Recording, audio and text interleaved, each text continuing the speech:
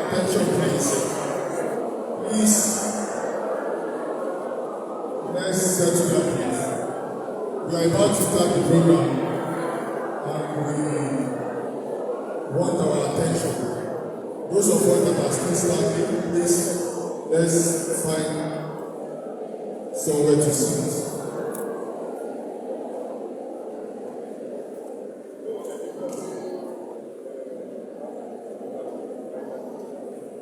Shall we all rise for the procession of the Vice Chancellor?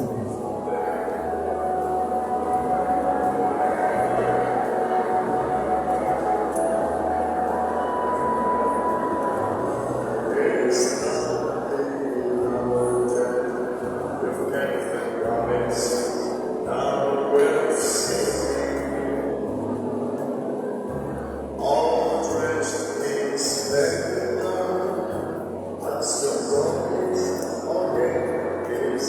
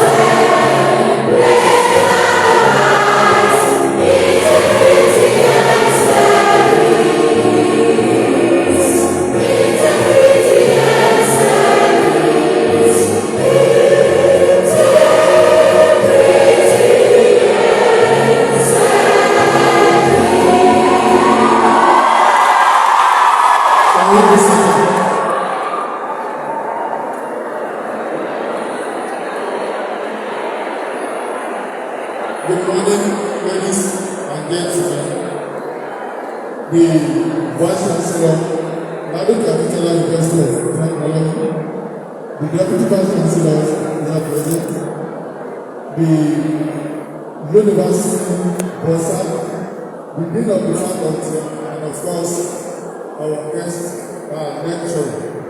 I want to welcome us all to this lecture series. And this morning, we are blessed with a giant fish in our midst. So I want us to be attentive so that we can enjoy the lecture. Now, without wasting much of our time, let me quickly go through the introduction of the dignitaries on the high table. And I want to start by introducing to us the representative of the Vice Chancellor of this great university. I'm talking about the Deputy Vice Chancellor, Academic and Innovation, Professor Nahu Anaron. Thank you very much, sir, for coming. We also have the Deputy Vice Chancellor, Strategy and Development, Professor Tunde Okokole.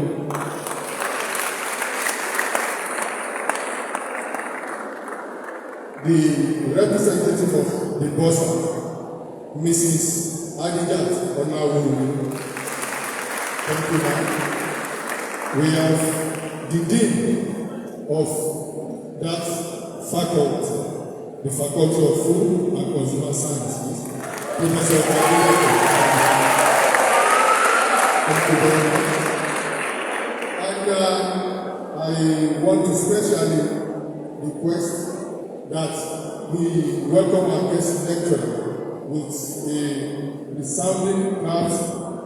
So, our guest lecturer for today is Professor Akiru Komarafe. Professor Komarafe is a forensic anatomist and Deputy Chairman Medical Advisory Committee, Obafemi Awolowo University Teaching Hospital. He is standing in for the Honorable Minister for Health, Dr. IZIAQ ADEBAYO SALAKO. So we are very blessed with the Minister this morning. Now, I quickly want to recognize these who are present. We are present this morning, and I want to recognize the Dean Nursing, Professor Adeyemi. I think I saw. Then we have the Dean Clinical Sciences, who is represented here this morning by Dr. Joy Medewasa. Thank you very much. You are welcome, sir. Now, not to waste our time, the introduction is going to be in phases. So, let me quickly call on the Dean of the faculty, Professor ADEKUNLE, to welcome everyone. Thank you very much.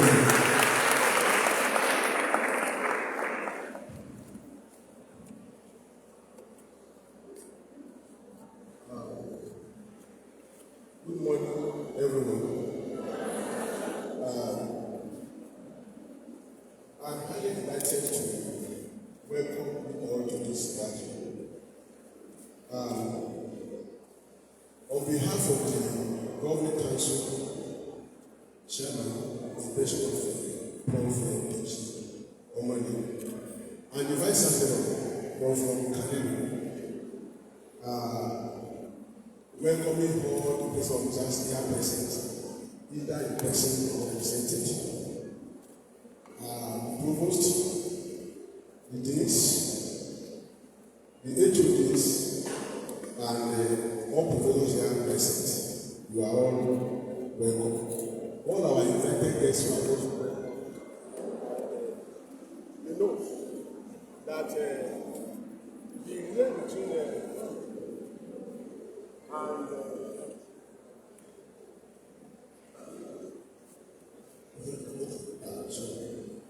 the interconnection between food and air cannot be over assignment. And so if there's anything that we need to take as a priority, it should be food, connected with health, and by extension, drugs. And as a matter of fact, these are clearly usually affected by policy, innovations, creativeness, thinking outside the box in order to make these two important functions to be realistic.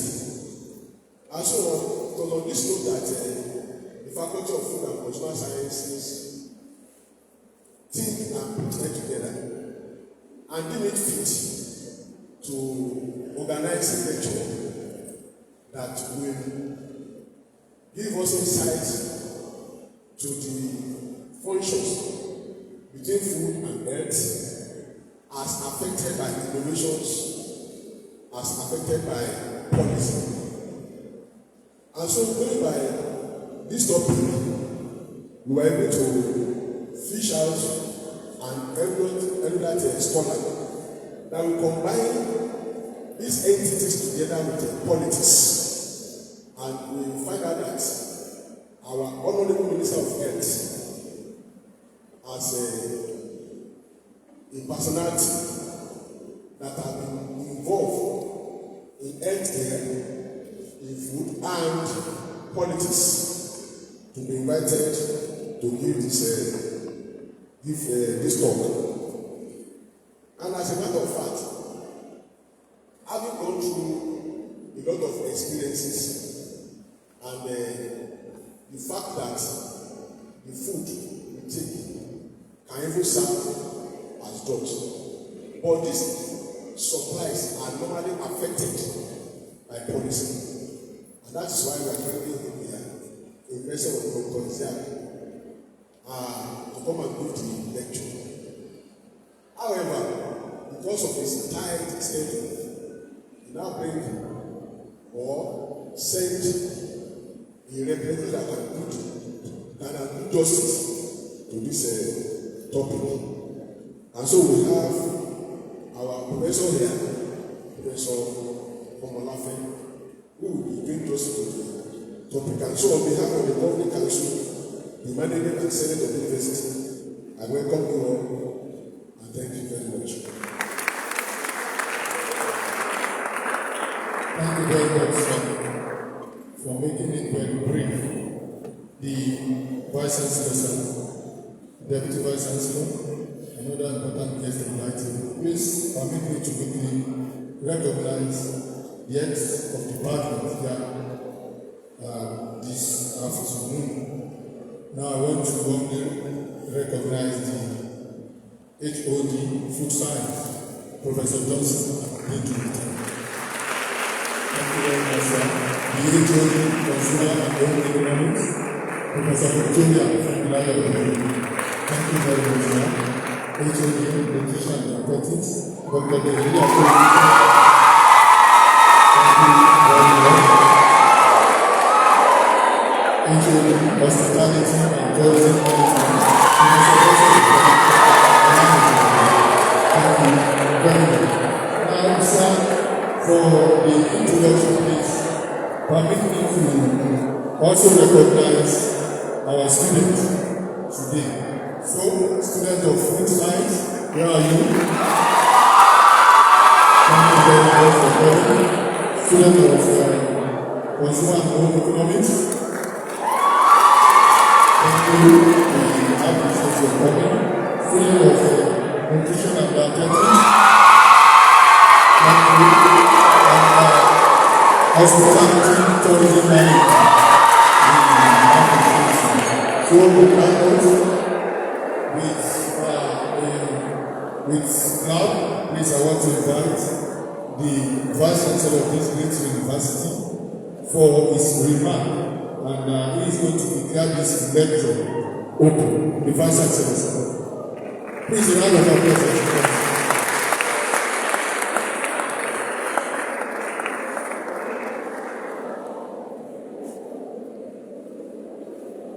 Good afternoon.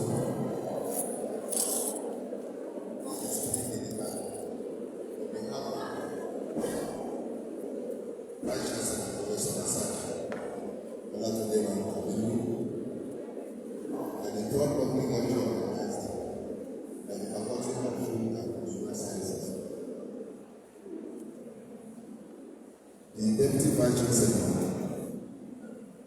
Strategy and Development, Professor ADEKUNLE,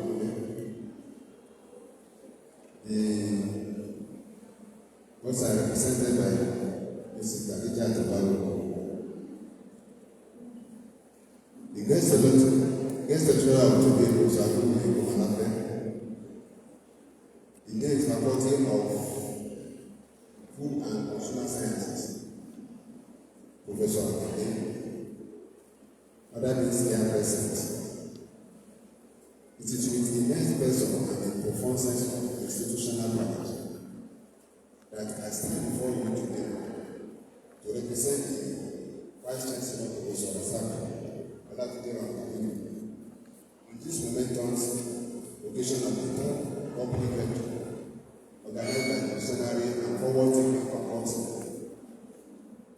of Food and Consumer Sciences of our great standard of learning at the ADEKUNLE University of Technology and Innovation. This public lecture is not just an academic tradition.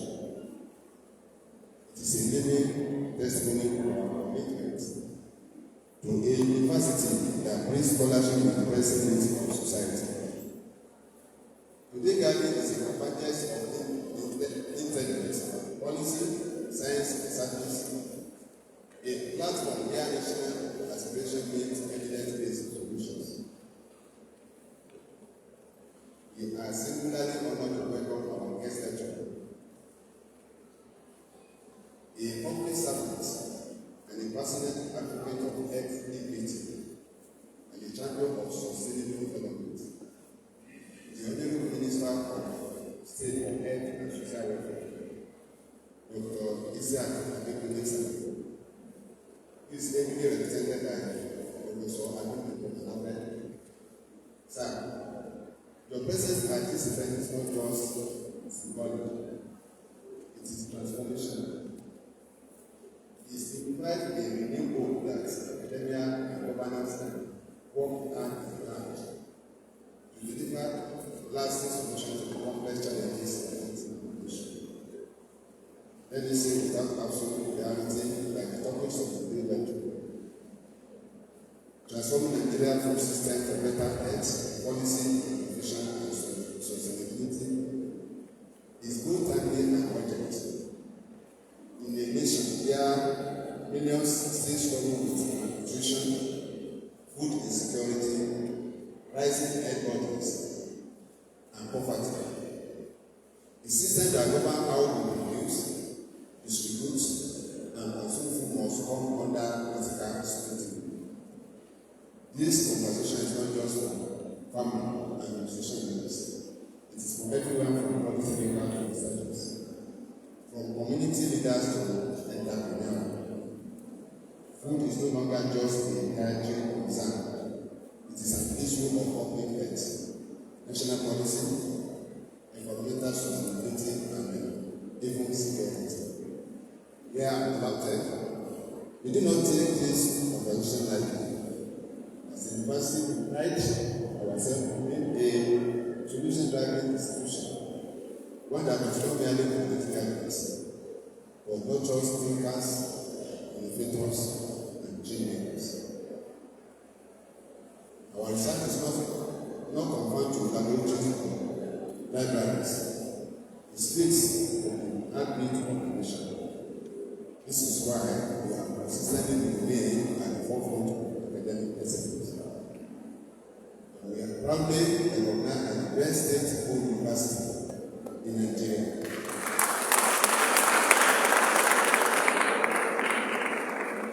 We believe that food system, when rightly configured, have the power to drive inclusive development. But achieving this requires bold policies, informed innovation, and a deep understanding of socio-cultural and technological dynamics. We must ask hard questions. Why policies are needed to make healthy food accessible and affordable to all Nigerians? How can we reduce post-harvest losses, support smallholder farmers, and remove food justice? what innovation are necessary to future proof our food supply chains in the face of climate change. It is precisely this reason that we value today's lecture. It is not merely an intellectual exercise, but a call to national action. In the Faculty of Food and Consumer Sciences, I salute your vision, diligence, and scholarly leadership. Your efforts have once again elevated our university in public institutions.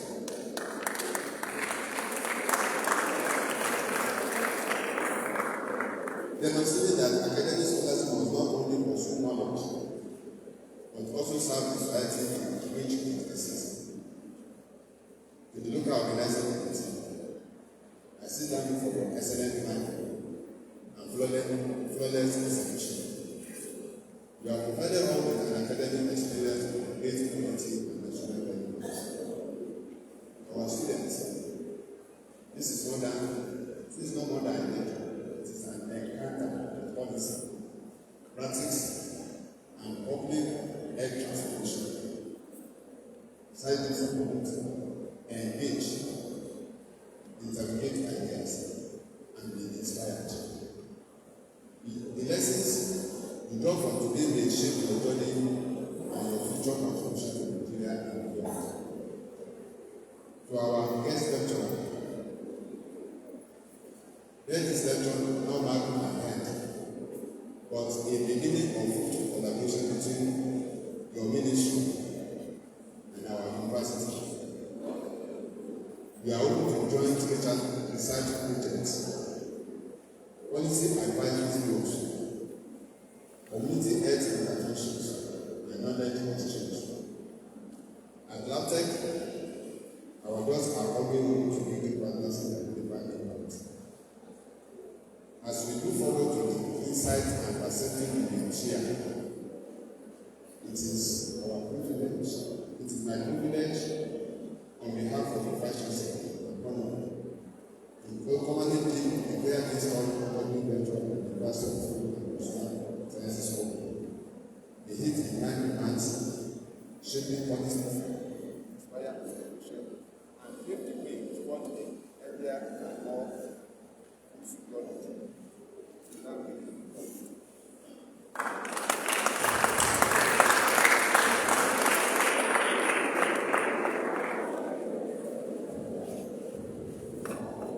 Thank you very much. Please, can we appreciate the Vice Chancellor? The Vice Chancellor, other important guests on the night, please permit me to quickly recognize the presence of the former dean of this faculty that's celebrating today, Professor Beatrice Adebayo. And I want to humbly recognize the faculty officer of this faculty, Mrs. Ellington Adeshina. Thank you very much for coming. Now I want to bring to the podium Professor Grace Obarije for the ceremony of the first lecture. You are welcome.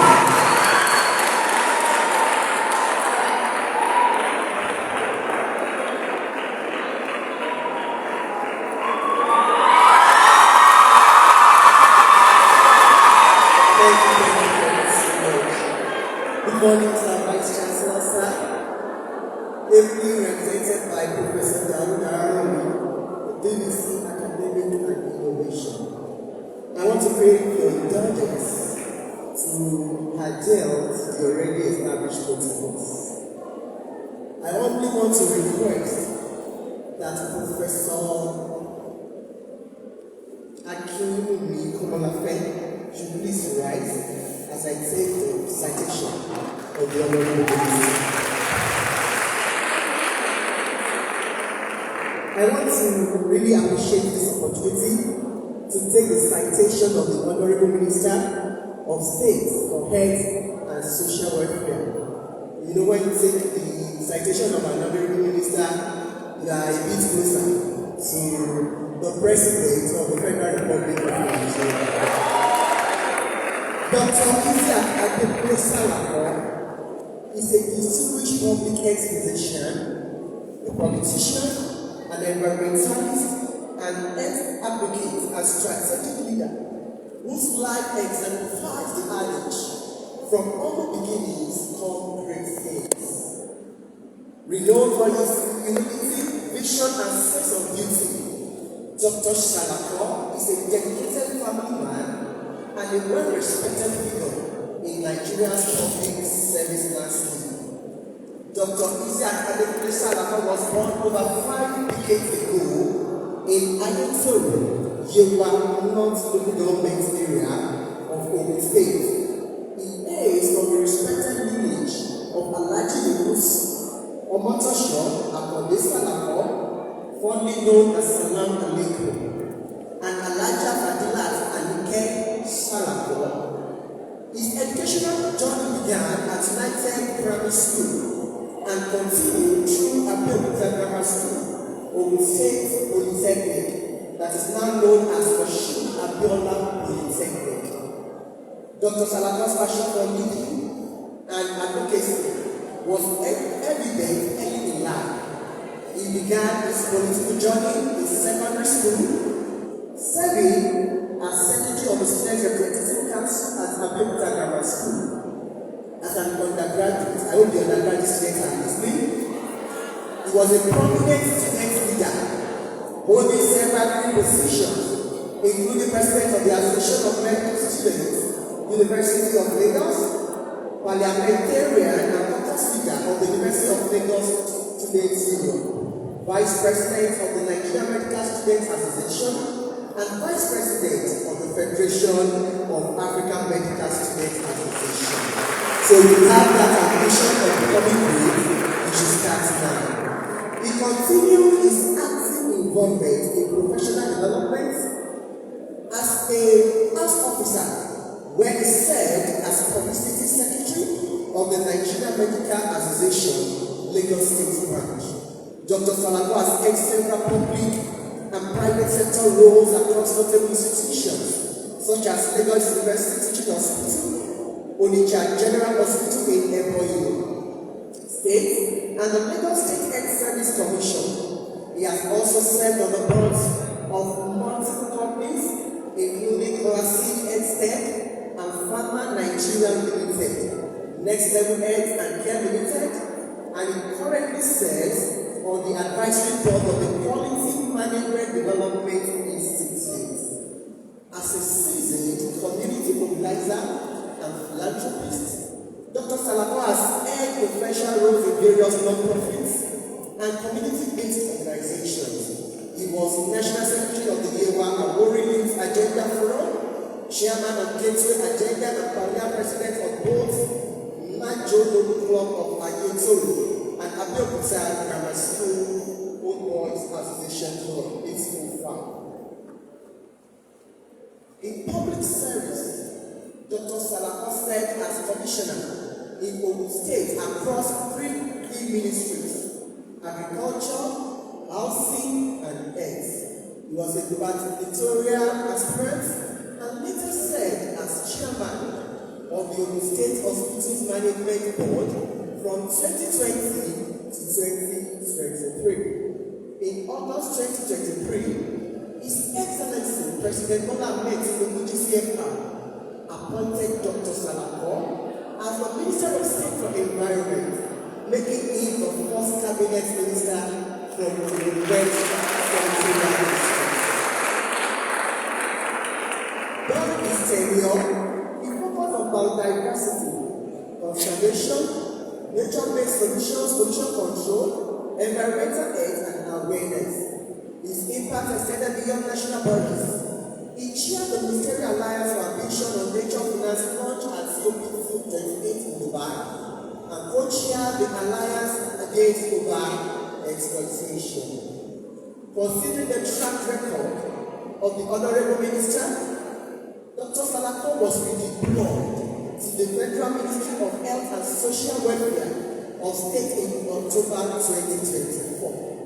In this role, Dr. SALAKO prioritizes disease prevention, phytomedicine, development, digital health, quality care and patient safety, renewable energy for health care, and medical outreach to underserved populations.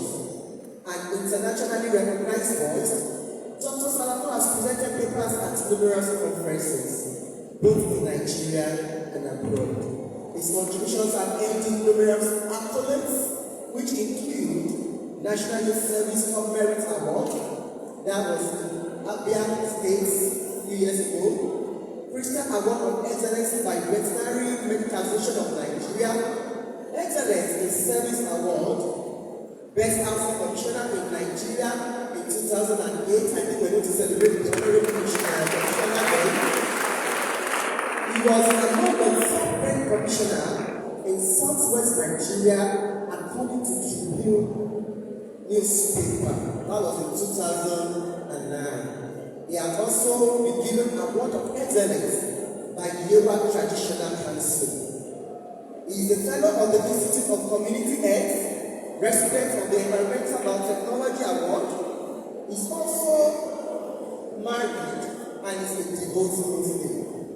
Mr. Vice Chancellor, sir, on academic presence, ladies and gentlemen, I have the honor to present to you an ex-physician, winner of multiple awards in all spheres of life, a civic politician, a philanthropist, an environmentalist, an advocate, a scientific leader, and an honorary minister of state of our Federal Republic of Nigeria, who is very represented by another notable distinguished fellow, Professor ADEKUNLE, a forensic anatomist and medical chairman, medical advisory committee. University who is going to use his forensic notebook to analyze how to transform Nigerian food systems for better health policy, innovation, and sustainability. I will check your hands as I welcome our guest speaker for this lecture.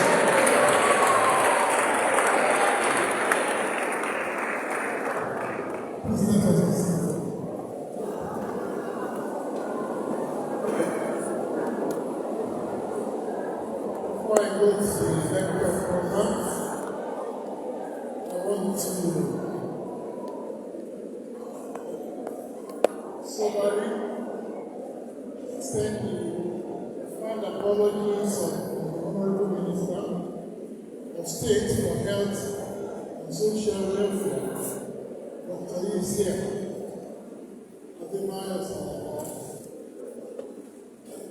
In his characteristic manner, we've heard about just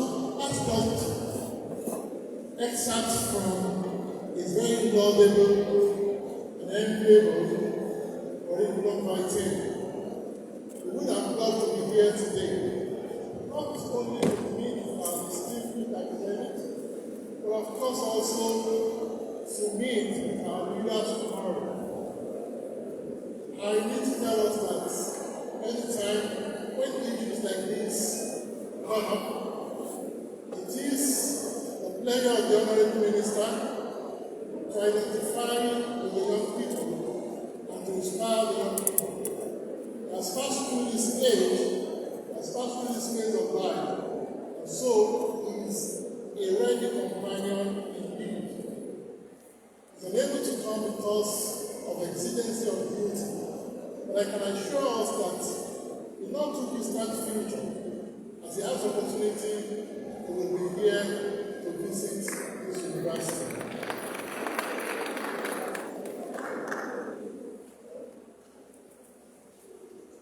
I will be presenting his lecture on his behalf. The lecture is transforming Nigerian food systems for better health, for policy, innovation, and sustainability. On behalf of the Minister, and having his mind and his voice, greetings from the Federal Ministry of Health and Social Welfare. I appreciate the Council of ADEKUNLE University of Technology of Commercial under the heavy chairmanship of Professor NIGERIAN. Also the management under the heavy leadership of Professor the Deputy Vice Chancellors are acknowledged in their eminent capacity, Administration and Logistics, Professor ADEKUNLE and Professor Araro. All distinguished members of the University Senate, the University Registrar, the University Board, the Provost of our colleges, and the deans of our faculties. All ADEKUNLEs here present, all distinguished professors, distinguished scholars, and all academic colleagues. Our brilliant and purposeful students who are the leaders of tomorrow. Also appreciate all the university community members, invited guests, gentlemen of the press, ladies and gentlemen. It gives me great pleasure to be bestowed by this singular honor to stand before this esteemed gathering at our revered university, ADEKUNLE University of Technology. This is an institution that has consistently produced the finest minds in science, in technology, and innovation in Nigeria and beyond. It's a university of many firsts, and this first highlights the importance, the maturity, and the excellence that this university exemplifies and epitomizes. My sincere appreciation goes to the Faculty of Food and Consumer Sciences for organizing this public lecture on a subject that resonates profoundly with our nation's developmental aspirations. It is very clear that food is very essential to human existence. And it's not just food, it must be the appropriate food for the age and for the phase of life and for the physiological demands of the individual. Without proper consumption, of course, there will be no strength or energy that can drive any fortune in life. Anywhere we find ourselves on a flight in the plane, particularly a long flight, food will be served, otherwise there will be complaints. In the hospitals, there must be proper nourishment, otherwise the drugs by the physician will have no effect. So what we're considering today is very germane to our existence. It's also very important to know that even when we talk about food, there must be policies that entrench and enhance what proper nutrition is all about. We must also be innovative about it so that we drink what we ought to do to make this sustainable. That's the essence of this lecture today. And so, I'm full of gratitude and I'm privileged to give this lecture. Today, we engage in a very crucial conversation. And I want us to know the keywords: transforming Nigeria's food systems for better health, for policy, for innovation and sustainability. This is not merely an academic exercise.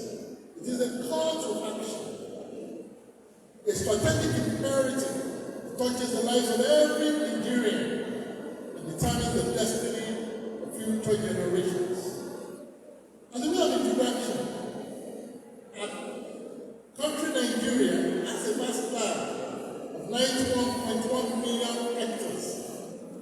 supported by 1.3 million hectares of water bodies, 3.14 million hectares of irrigated land, and a coastline of over 800 kilometers that is variable in virtually all aspects of the agri sector.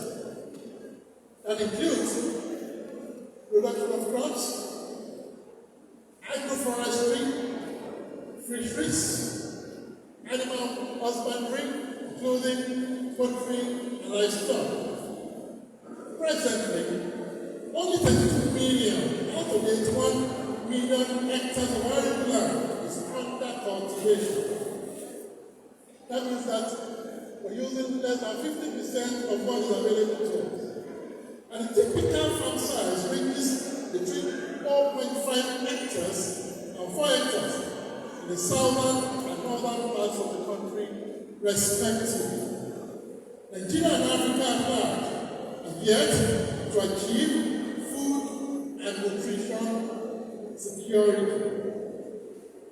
According to official statistics, Nigeria contributes 58.0% to the global hunger problem. About 14 million go hungry daily in the country.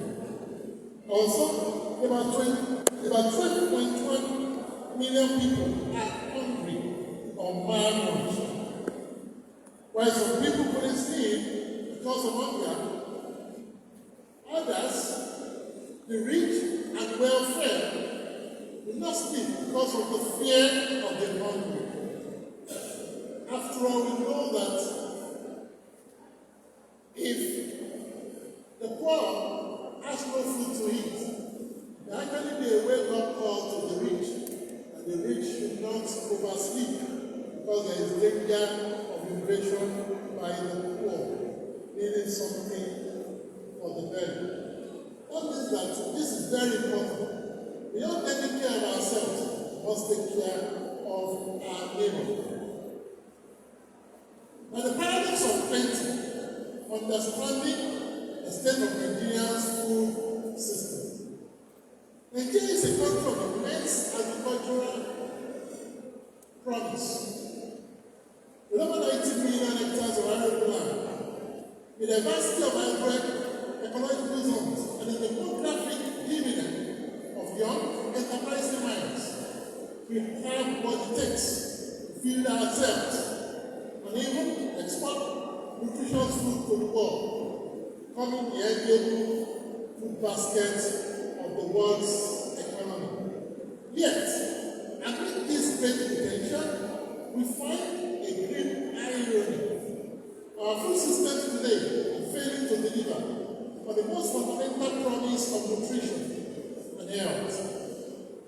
Across our communities, both rural and urban, we're witnessing the distressing coexistence of hunger and obesity, of undernutrition and lifestyle-related diseases. We're not just saying this in abstract. Let us look at some evidential statistics to their formation. Over 35 million Nigerians experience food insecurity annually, despite abundant agricultural output. The food insecurity in Nigeria is driven by conflicts, by terrorist invasion, as experienced in some parts of the country, northeastern part, north central, of course, northwestern. This has also extended to the middle belt. So, the extent that we had done before to their food baskets have been compromised or incapacitated to provide this valuable function. Other problems that we have is the climate change, and then events like flooding and droughts, which impacts negatively against our agricultural outputs and economic variables of high inflation as witnessed in recent times. Escalating food prices and missed excruciating poverty. Approximately 37% of our children under 5 are stunted in growth, with 1 long-term implications for their cognitive development and, of course, economic productivity. Nigeria has the greatest number of stunted children in Africa, and ranks second globally with more than 10 million stunted children. Besides the lack of basic protein and energy, the immediate causes of undernutrition include deficiencies in micronutrients such as vitamin A, iron, and zinc. And of course, you see those diseases associated with these presenting in clinics and hospitals. We've also witnessed non-communicable diseases driven in part by poor diets, such as systemic hypertension, diabetes mellitus, and chronic heart conditions, and many heart diseases. These have been on the rise with very disturbing rate, and silently creating a new epidemic in our cities and towns. The majority of these impacts are due to poor dietary mix, ignorance about what we're supposed to eat, excessive contents of harmful chemicals from processed food, some of them imported, and perhaps ingested because they are status symbols. Also, inadequate intake of recommended macro and micronutrients, among many others. Meanwhile, we lose up to 40% of our perishable produce post-harvest due to a lack of cold chain, infrastructure, and food processing capabilities.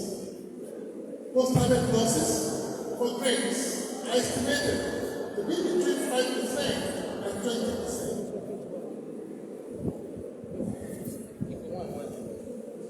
The losses for tubers, for fruits, and vegetables can be significantly higher, ranging from 50 to 60%.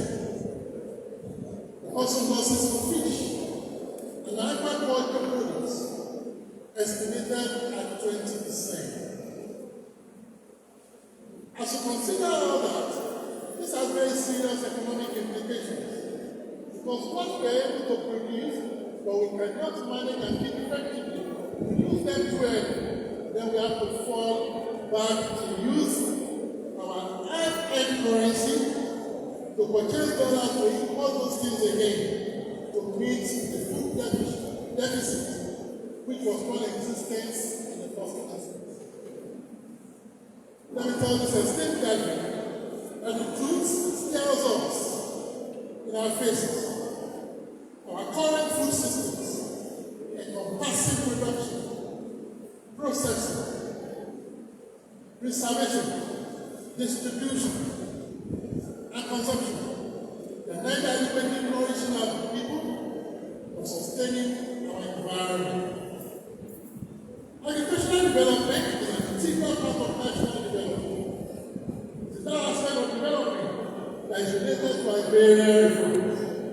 Considering the contribution of agriculture to the socio-economic development of any country, several scholars have postulated theories linking agriculture with national development. It is therefore an urgent imperative of the government, and of course our government, to accelerate policy formulation, implementation, monitoring, and evaluation of the outcomes to ensure a long-lasting impact on food security and economic development in Nigeria. Unpacking the systemic gaps where policy, innovation, and equity fortune. We need to discuss the Nigerian food policy project. Where have we been?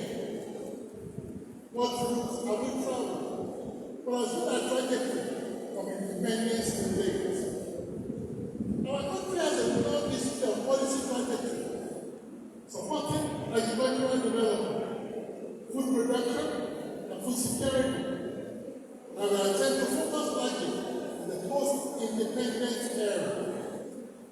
I think with everyone to get along and go along with me on this journey.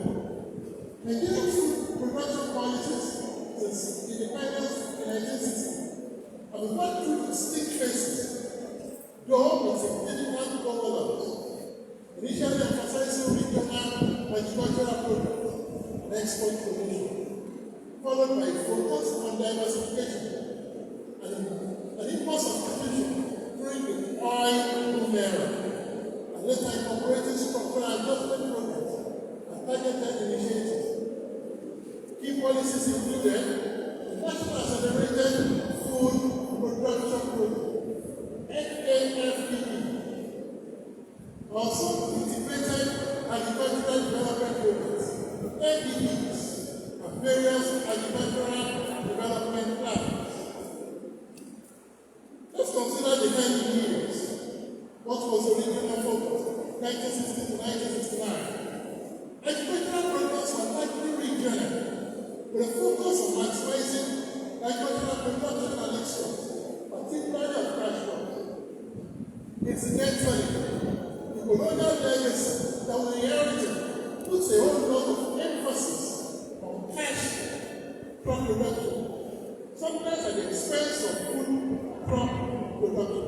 Obviously, the colonial masters protected all that for their own export and economic benefits.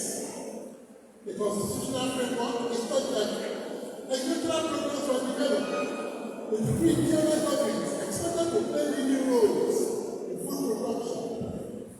The early days witnessed incoherent policies, which were also inconsistent and lacked continuity due to frequent changes in government and priorities. Considering the high growth and reconstruction from 1970 to 1985, this period, there was a significant shift in focus towards food production diversification, import substitution, and increased domestic food production. Several national development plans aim to boost agricultural output and modernize the sector came into play in this period.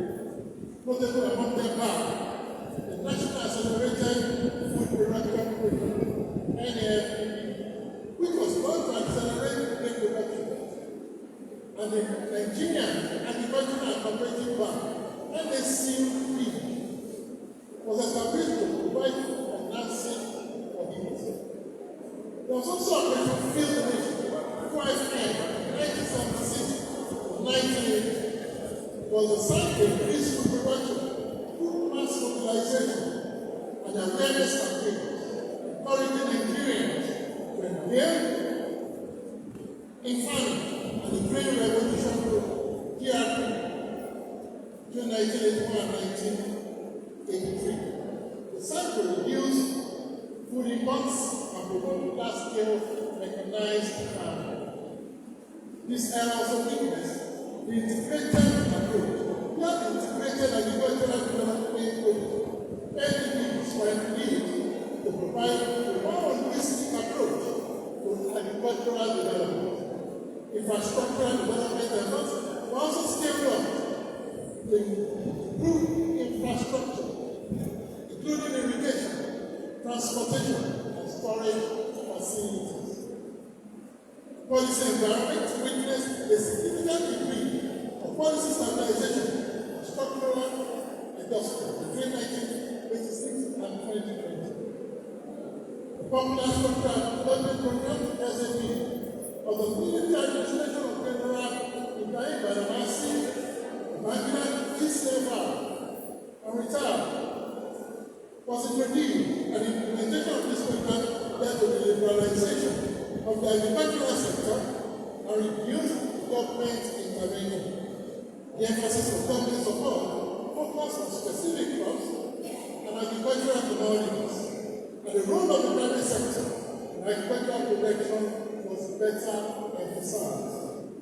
For the first time in Nigeria, it was during this era that commodity bonds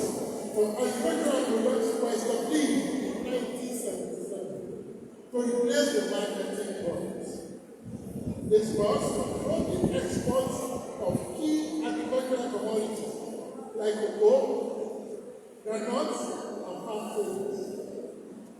What are the recent developments from 1985 till present? Nigeria witnessed a revolutionary transformation of the policy framework for food production and agricultural development. Let me take a few minutes to address a synopsis of some of these policy issues. There was the Directorate of Foods and Roads and Infrastructure, DFMRI, in 1986. This directorate was established in 1986 to alleviate the challenges of food production in the rural areas. It was established as a supraministerial body to carry the process of liberalized foreign exchange market for rural development and agriculture. It was embarked upon without an effective program of action and corporate institutional arrangements for execution. 1993, National Academic Development Agency, the NFDB, was a very comprehensive action plan supported by the World Bank, aimed at addressing challenges of poverty in Nigeria through sustainable increase in the incomes of farmer users using simple and low-cost improved irrigation technology and focusing on crop production, processing, preservation, and conservation as well as rural infrastructure.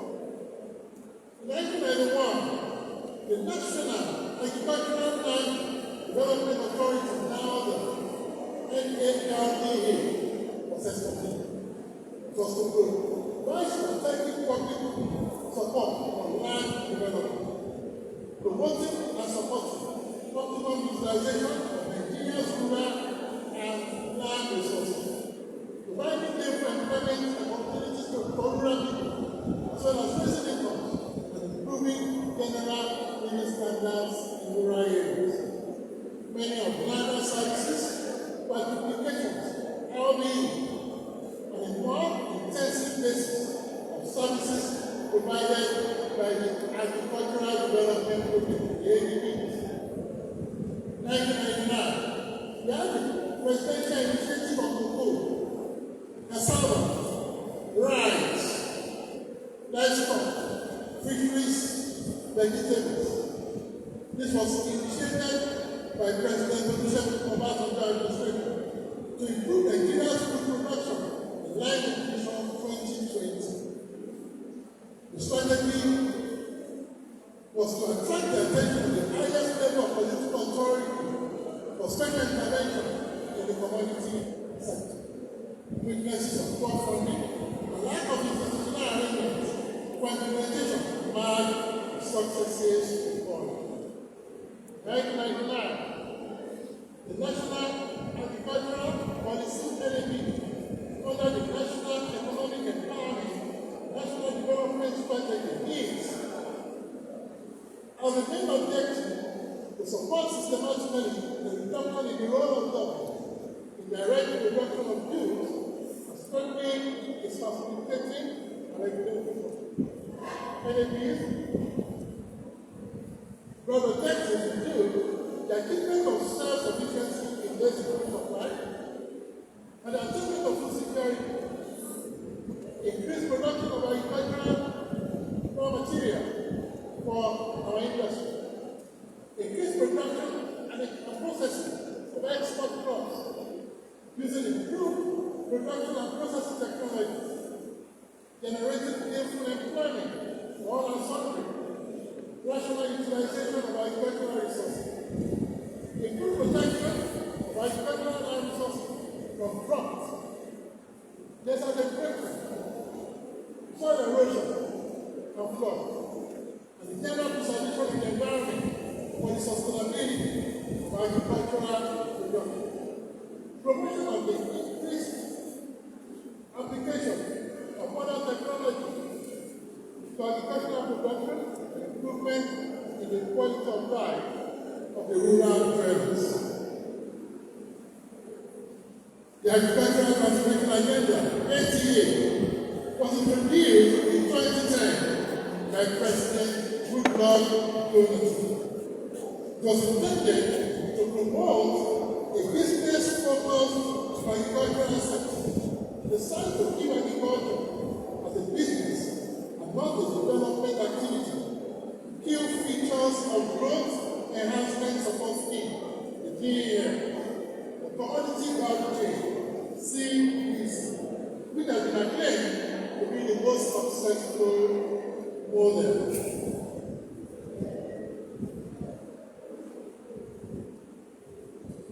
National Agricultural Technology and Innovation Plan, NIGERIAN, was implemented between 2016 and 2020.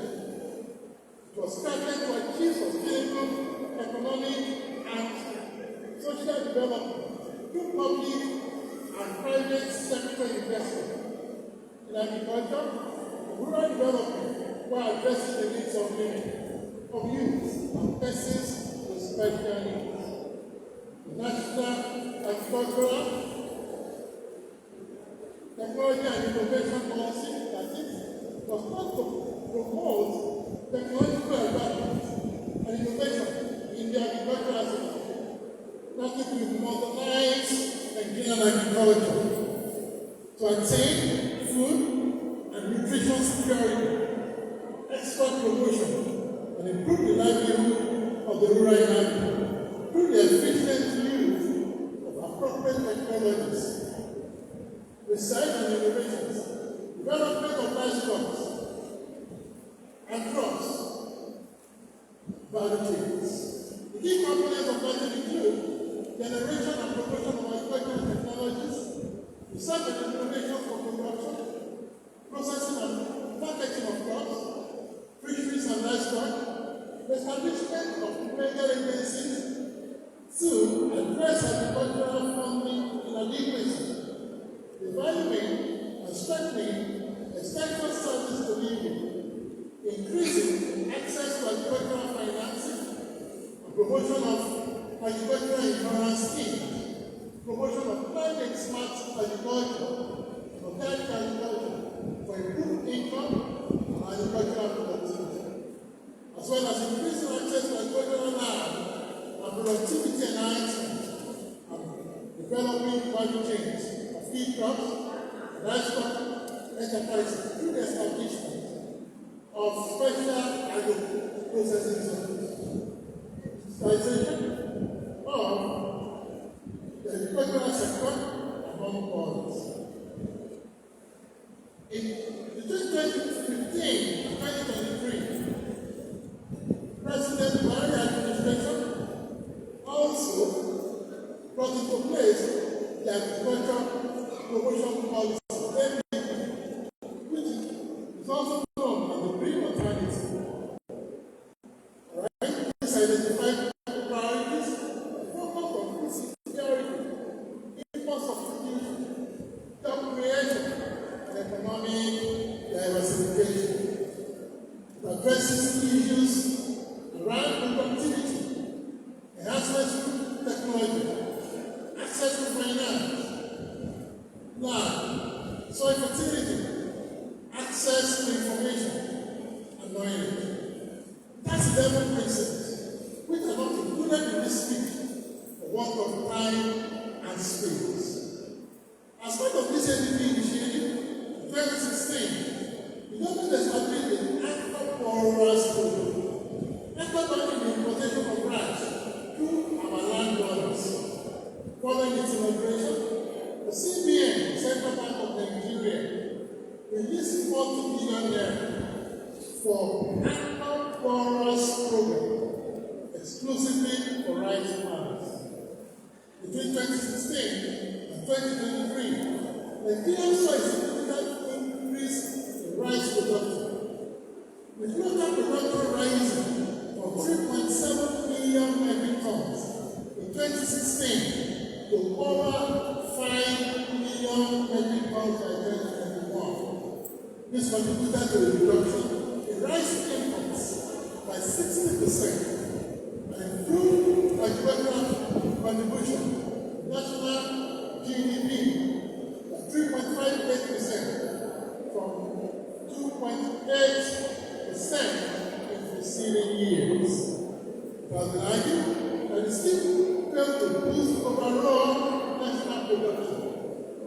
The other challenges identified were an equally targeted non-residents.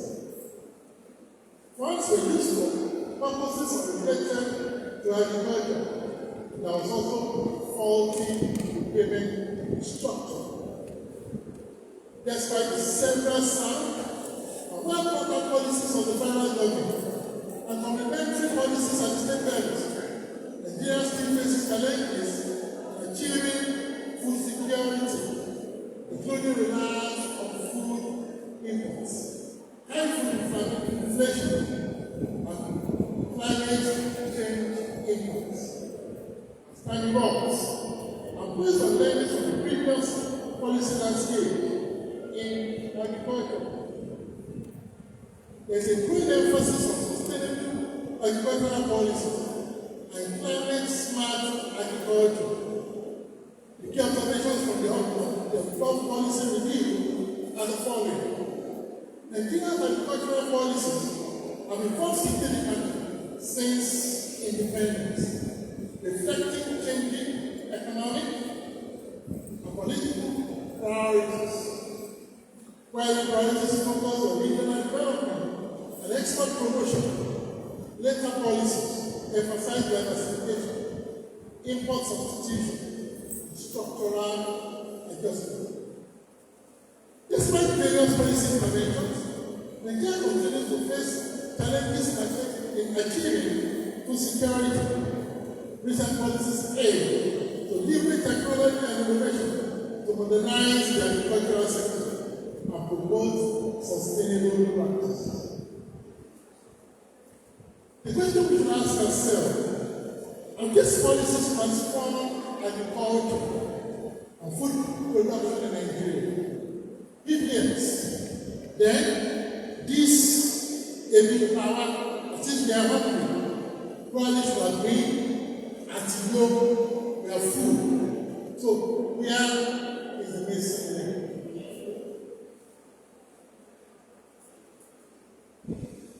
Can it be business as usual? Or can we just agree that business unusual, then establish strategic redirection so that we can have better trajectory? The Organization for Economic Cooperation and Development, OECD 2023, highlighted that frequent policy changes and poor performance of agencies responsible for implementing agricultural policies have significantly hindered food production and distribution.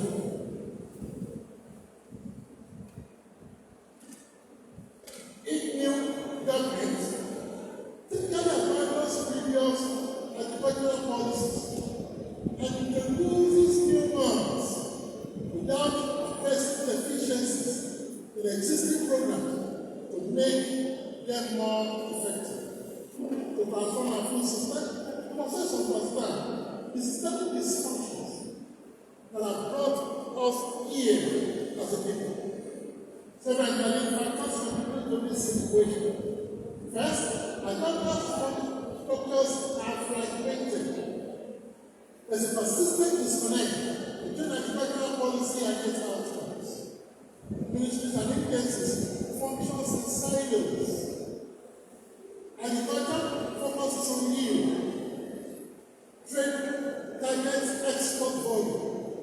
The environment guides biodiversity. And health is there to manage the consequences of poor dietary patterns.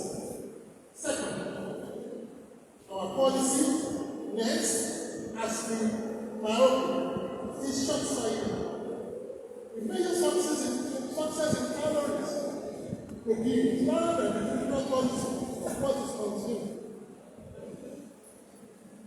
We incentivize rice, maize, and wheat, yet neglect legumes, leafy vegetables, and fruits that are crucial for dietary diversity, antioxidants that are crucial to the regulation of metabolism in our body, of course, to guarantee micronutrient sufficiency. Thirdly, the food environment is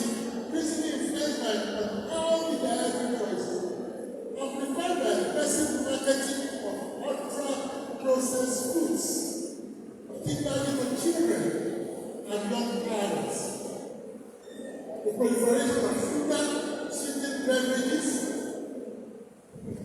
trans-fat daily snacks, and salty processed foods is contributing to the rise of non-communicable diseases across the population, as well as premature deaths. Sometimes what we call outbreak of adult syndrome is actually procuring the death certificate instrumental. Fourth, we suffer from an innovation gap, despite the wealth of research conducted in our universities and research institutions by very many scholars and distinguished academic experts. There remains a weak bridge between climate generation and policy implementation.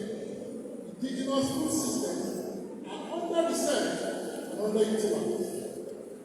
Technologies that will revolutionize production and processing remain out of reach for the average farmer or entrepreneur. Fifth, our current food practices are undermining environmental sustainability. Soil degradation, water pollution, and high levels of greenhouse gas emissions from food waste are exacerbating the climate crisis. Thus, food security, health, and climate resilience are intricately bound in a feedback loop that we will no longer ignore.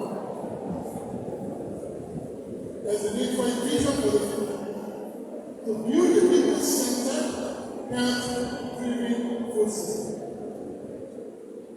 Thus, the manifestation of the current administration of President Bola Ahmed Tinubu this year capped the renewed home agenda proposed an ambitious agricultural program designed to plant the right seed and fulfill the entire nation. This is built around the following core pillars: establishment of commodity boards to guarantee farmers' income and increase production capacity, modernization of grain reserves and food storage to minimize post-production wastages and guarantee stable food prices, rural infrastructure development by scaling up the farm to market growth initiative, support for irrigation and water catchment to guarantee all-year farming and food production, access to finance through the organized banking of agriculture and expansion of the ADB, support for farm cooperatives to encourage resource pooling for small and medium-scale farmers, large-scale land acquisition and clearing for farming operations. The way forward demands a complete reimagination of our food system, a transition from fragmented, inefficient, and agricultural models to systems that are people-centered, health-conscious, health-driven, also climate-conscious, addressing the specific needs of people. In short, thoroughly innovation-led. Proceed to this end. Current administration, in affirmation of the objective, issued adherence, points, presidential priority, with the top priority to boost agriculture to achieve food security. The administration has steadily increased the debt allocation to the sector, ranged from 228.4 billion naira in 2023, which is actually 1.25% of total budget, increased to 362.94 billion naira in 2024, 1.3%. Then to 826.5 billion naira in 2025, 1.7%. For the first time, this administration's commitment to food security in Nigeria. The administration remains the organ of government responsible for agriculture, food ministry, the federal ministry of agriculture, food security, and intentionality that further demonstrates the intention and policy course of this government. That also declared a state of emergency on food insecurity, targeting the food supply shortfall and rising food inflation that was partly driven by the removal of petrol subsidy and the unification of the exchange rates. To action this, the President declared that in the immediate term, we intend to deploy some savings from the first subsidy removal into the agricultural sector, focusing on revamping the sector. And he further directed that all matters pertaining to food and water availability and affordability, the central livelihood items, included within the power bill of the National Security Council. In addition to the chair, the Determined Policy Trust of this administration, the following key results-based interventions have been implemented in the last 2 years. We have the dry season farming initiative. With the government introduced dry season farming initiative of 500,000 hectares of farmland, financed by the African Development Bank, with $434 million to promote beer brand farming, supported with irrigation and storage facilities. In November 2023, the Nigeria state government and the federal government supported the National Weed Development Program, which was backed up in the state. Where the federal government committed to cultivating 100,000 hectares of wheat during the dry season. The state government, as part of its commitment, allocated 40,000 hectares of land to the program. What about partnership for sustainable food production? In November 2023, the Nigerian government signed a memorandum of understanding, the MOU, with global agricultural machinery giant John Deere to deliver 2,000 tractors annually to Nigeria, with an additional understanding to establish the tractor assembly plant in Nigeria. In FAFLs on behalf of the FDA in November 2024, signed the MOU with the formidable Bajads of Brazil to advance private sector development in fertilizer production, every seed technology, and agricultural finance. The FDP is the lead implementer of the Green Imperative Project, GIP, a $1.2 billion cooperative effort between Brazil and Nigeria, designed to modernize Nigeria's agricultural sector through Brazilian expertise.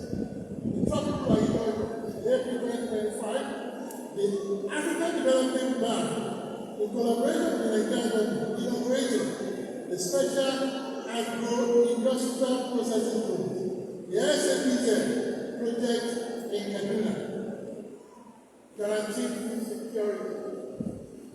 In July 2023, President Bola Tinubu, IZIAQ, announced the disbursement of 200 billion naira from the 500 billion approved by the National Assembly to boost the cultivation of 150,000 hectares of maize, 100,000 hectares each of cassava and wheat, supported by 100 billion naira and 50 billion naira each for maize, cassava, and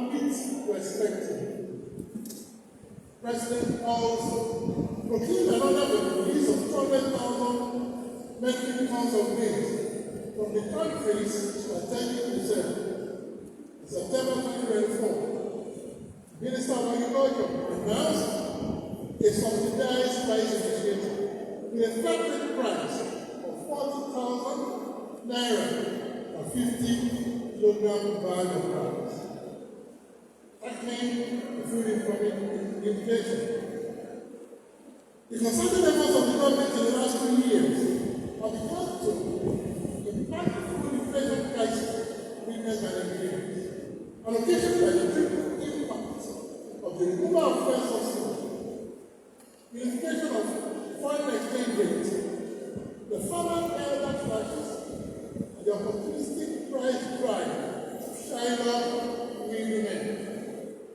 The National Bureau of Statistics reported the rise food inflation to 39.8% in December 2024 from 33.9% in December 2023.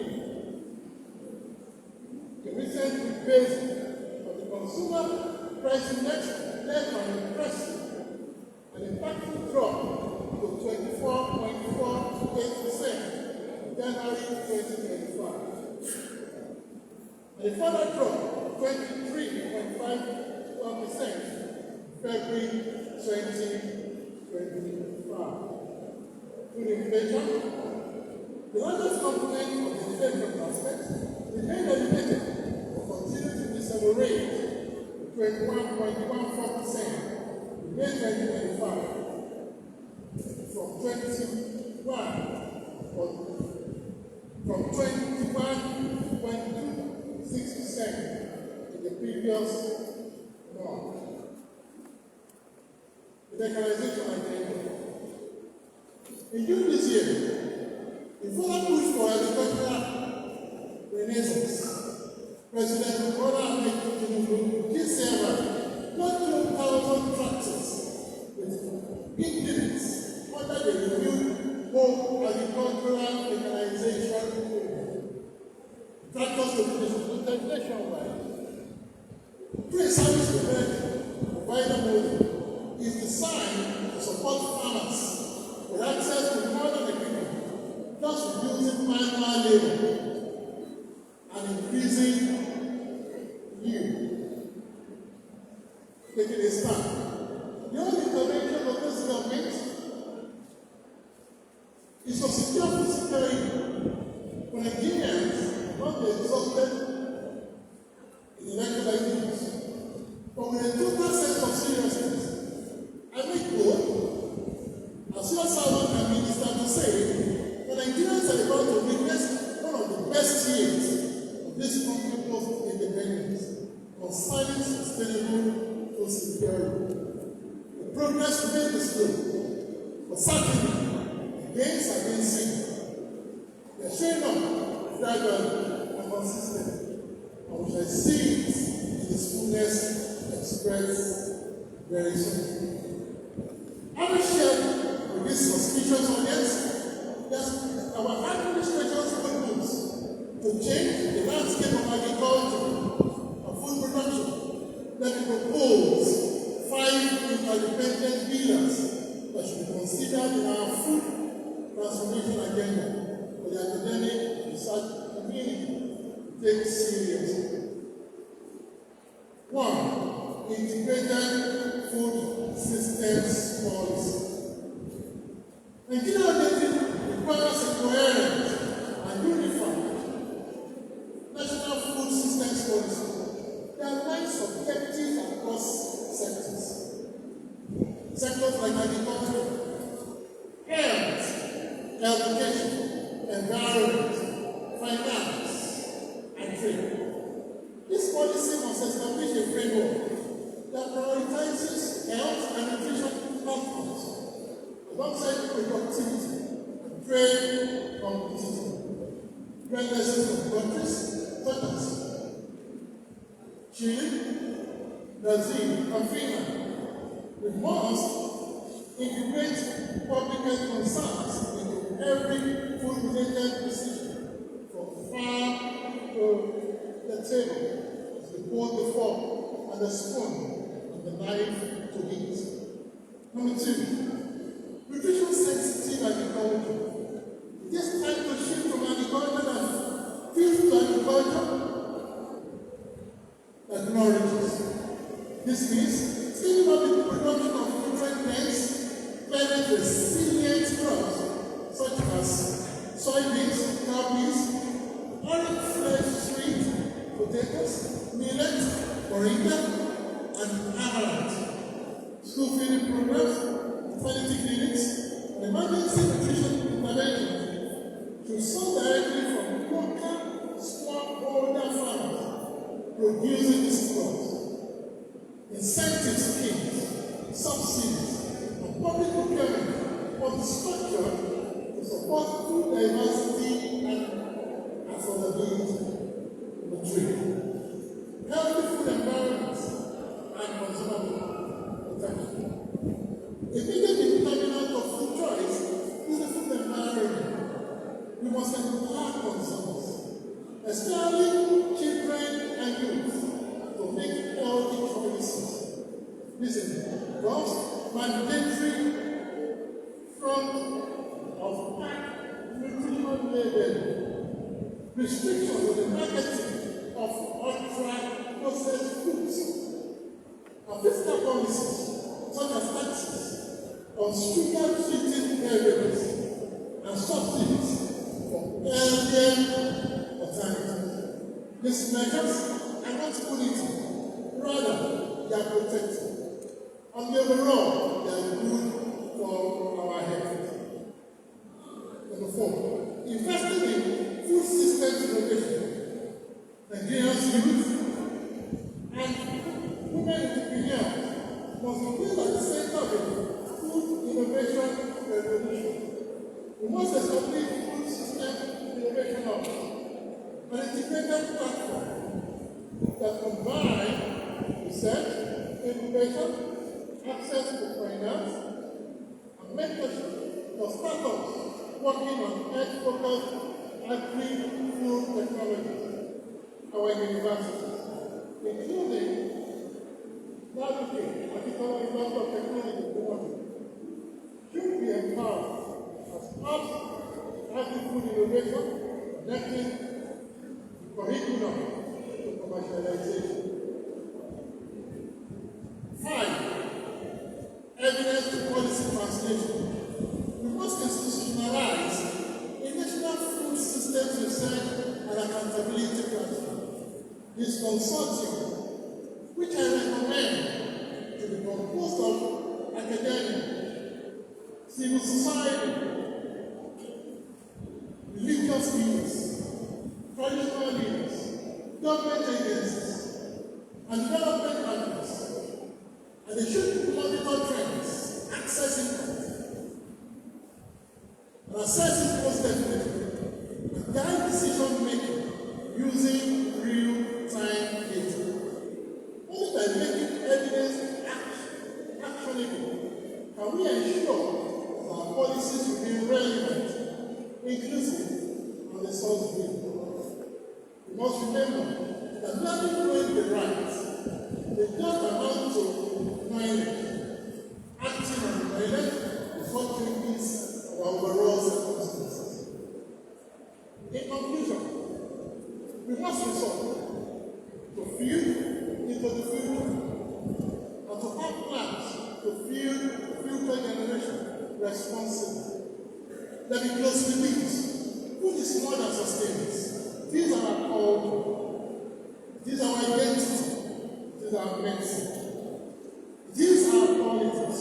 These are our power. These are our life and living. If Western food becomes our passion, then diseases in the Western world, which we may not be able to manage because of our circumstances, and may not be a benefit to our genetic constitution, becomes things that we have to confront. God forbid, the time to act is now. So our food choices that we make as a nation must be in such a way that we shape our health, the health of our children who learn from us.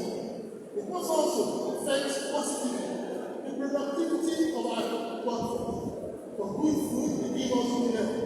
Then good health will surely give us the wealth that we desire. There's also the resilience of our ecosystem and the cohesion of our society. We cannot afford complacency. It is the business of every one of us. We must now resort to act with boldness, with clarity of purpose, and with the urgency that this deserves. However, the following key final recommendations to the academic community. I challenge you to imagine your role, not just as researchers, but as leaders and architects of this enable, laudable policy transformation. To our students and leaders of tomorrow, let's your passion, fuel innovation, advocacy, and enterprise that places Nigeria at the forefront of the continental nutrition renaissance. To our development partners, start with us to build a food system that is resilient, that is equitable, that is truly indigenous in the Nigerian society. To every Nigerian, let us begin to ask only this question: am I food? The right question should be: am I nourished? Will this food give me good health? Can I even sustain this party? Will I not spend my money to buy processed foods? Look down on what is available, not support it, and of course, also spend my money on communicable diseases because of what those processed foods become. Beyond that, you also need to ask a question from your neighbor. My neighbor, have you eaten? Have you been nourished? Right? Are you fully secure? We must endeavor to begin to plant what we eat by joining the transformative program of the first lady of our noble country, Nigeria, Senator Okwe Tinubu Sione, under the Renewed Hope Initiative. It is in every home a guiding agenda. As government officials on our side, we are here to listen to your feedback, but we remain your servants. I continue to have listening ears and will be present when you promise. And we shall commit ourselves to earnestly following up on your recommendations on the way forward. As our government, we will act decisively. As your servant, once again, with all sense of dedication and humility, the Minister of State for Health and Social Welfare, I commit to working with my colleagues in the Federal Executive Council to energize a new vision where every policy we make and every program we implement seeks food as the first line of health defense for every citizen, no matter where that citizen is situated in this country. Let us do that future wisely, responsibly, sustainably, and inclusively. Thank you, and may God bless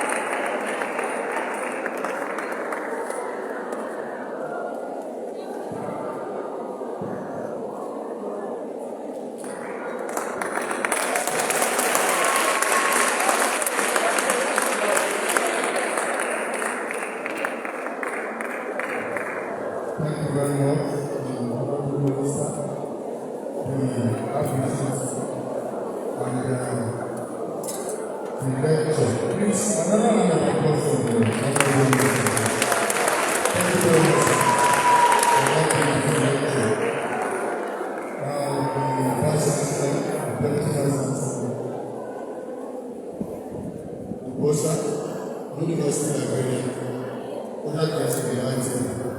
So please permit me to introduce to us why the lecture was going on.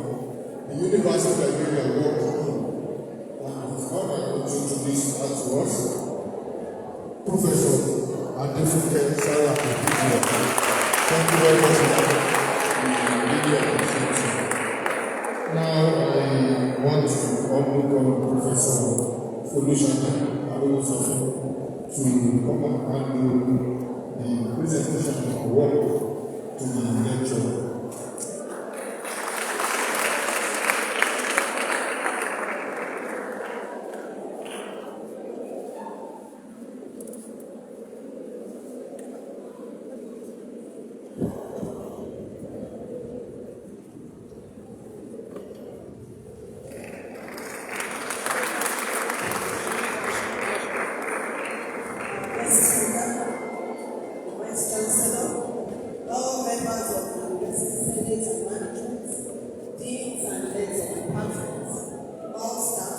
Students of the great faculty.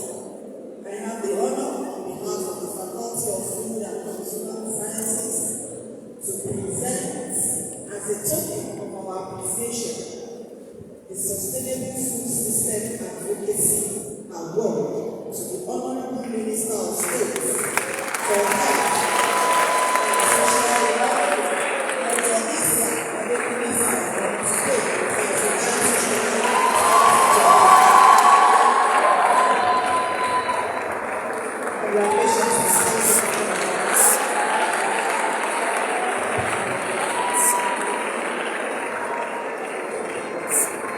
Excuse me.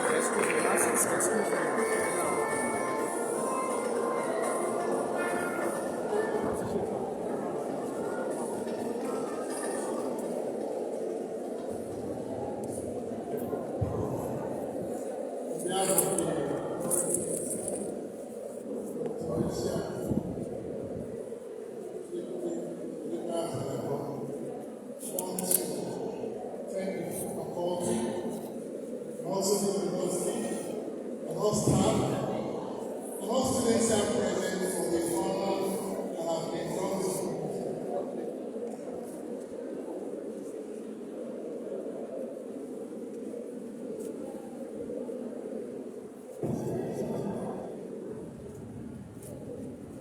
So we are very sorry.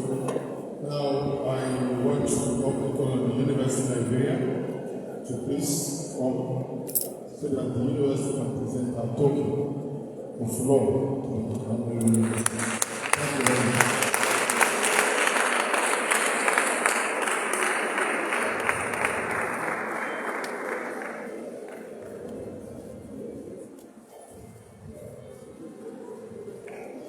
On behalf of our dear Vice Chancellor, Professor and the entire university at large, I present this token of appreciation to the Honorable Minister for that thought-provoking, timely, and insightful lecture.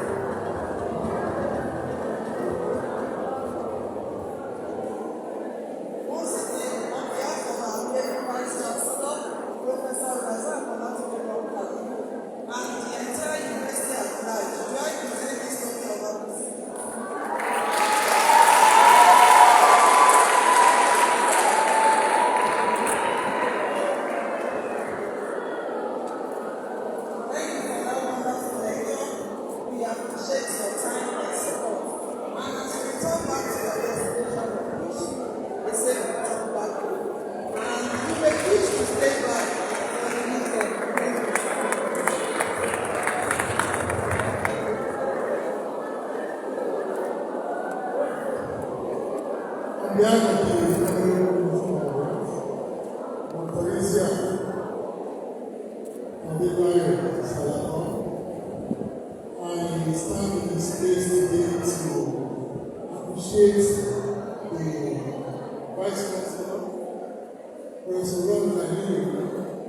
Also is great one for the great work that is being done in this university. And then for the honor that has been done to the minister today. I'm going to make a report of the hospitality has been wonderful. In this season, the Dean kept monitoring me to be sure that I got there safely. Even when the doctor told me where to go, he still came around with, quite a good number of journalists to make sure that I was well settled and I was comfortable. Even late in the night, I see the kind of platform that this university is always representing. And it's amazing today again that this has been clearly demonstrated. It's also a testimony that the lecture was well received. And all of us need to do something about it. To appreciate Vice Chancellor, the team in the university, also appreciate the faculty. What we have received today is actually another way. Alright? And we need to create a special space in my card before that this gets to reflect before we take it over to our people. So thank you very much for this great benefit. And it's also a motivation to the office of the minister. Well, the minister is a very accessible person, approachable person, humble, and a servant leader. This will drive him more and more to do more excellently in service to all our son in this country. Thank you very much. God bless you.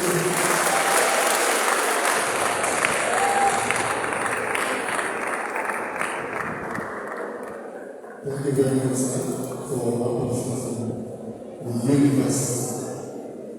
Now we move on with our program, and I want to invite the Vice Chancellor for the closing remark. The Vice Chancellor.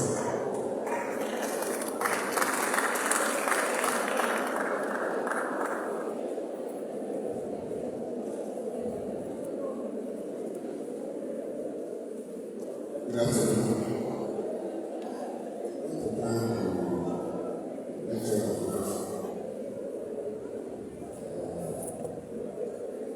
I thank you for your beautiful presentation. On behalf of the Church of the Saint your government, and the time today of the Bible study, I wanted to send our greeting to the Minister of State for Health and Welfare, Dr. IZIAQ, ADEKUNLE, for ADEKUNLE for taking time, though it's not an administrative process. We really appreciate you. We appreciate the faculty for putting the line flowing. Because this church, they are young universities, and young faculties, and they are forwarding about it at different times they are presenting, and most of the time, the last time we had this kind of program, it was, I think, it was invited to do it, yes, because it came from the University of State University. I was invited to be the lecturer of this experiment. We appreciate the faculty. We appreciate all the members of the faculty and the planning committee that do the great work. May God bless you all. On behalf of that someone, I congratulate myself. And then the faculty members of this. Yes, thank you. Thank you very much. Please, you are still on, please. And for the voters, I want to come to the Deputy Dean, Dr. Shagway.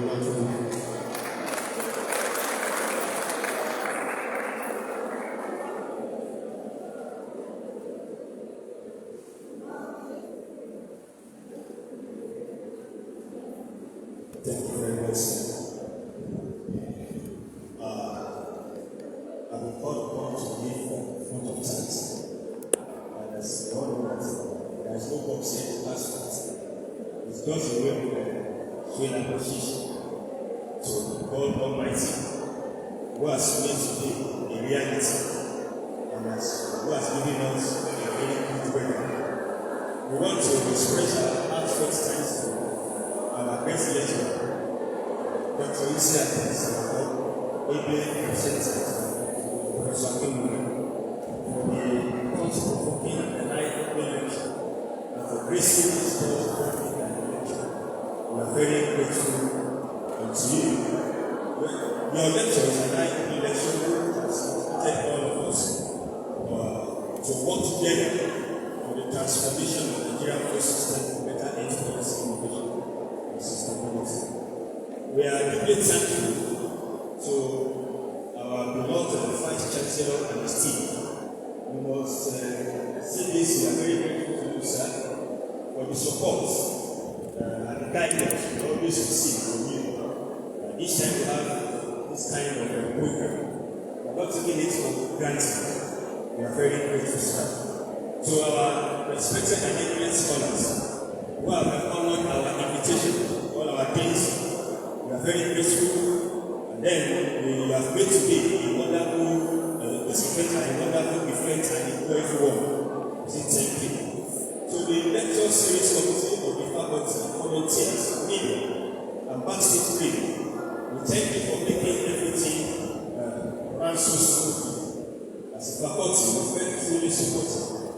And then stress-free. To all our wonderful students, a big shout out to you over there. Each one of you have put in your best. Then you have made this program a cheerful one. To the latter community, you encourage you, it means a lot to us. So with this, with this, I want to thank everyone for coming. Thank you for spare time to be here with us. We say thank you and God bless you. You are the best. Thank you very much. Can we all